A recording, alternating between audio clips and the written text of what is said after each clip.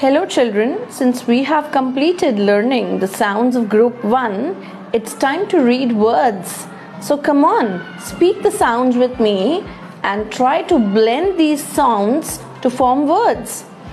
The first one, t, a, p, tap, t, ich,